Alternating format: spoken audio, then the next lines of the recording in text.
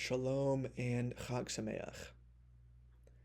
3 years ago, during Sukkot, when my wife and I were living in Jerusalem as part of my year in Israel for the Ziegler School of Rabbinic Studies, my wife and I, along with our roommate and now fellow rabbi, were on our way to a Sukkot dinner with one of our classmates at his apartment.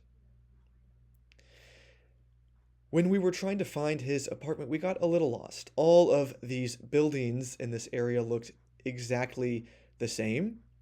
The only difference was there would be a number on the building to differentiate it between the building next to it. While we were trying to find the correct building for dinner, we came across a sukkah in the middle of one of the yards. And it being Sukkot, we went into this sukkah to see if there was anyone in there and to see if we would be allowed to say the brachot.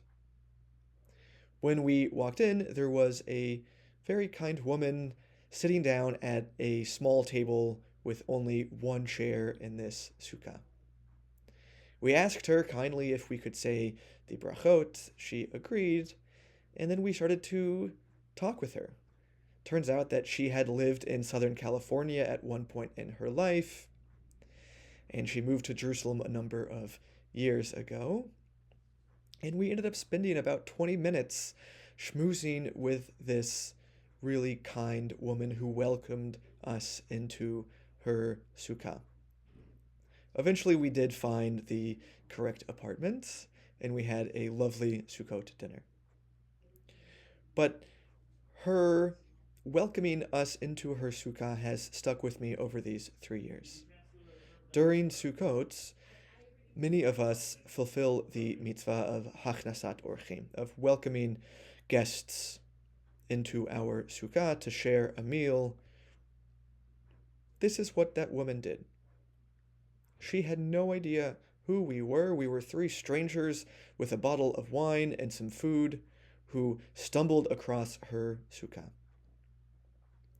And instead of turning us away, she welcomed us in and even gave up her only chair to allow us to say the brachot in her sukkah. That is what Sukkot is all about. Welcoming guests, whether we know them or not, into our sukkah to join together in a festive meal. And when we do that, those moments will stick with us for the rest of our lives. I will always remember that beautiful moment of kindness that woman showed the three of us. This Sukkot, may we all be blessed to enter many Sukkots within our community, to welcome guests into our own Sukkot, and to share delicious meals with this community. Wishing everyone a Shabbat Shalom and a Chag Sukkot Sameach.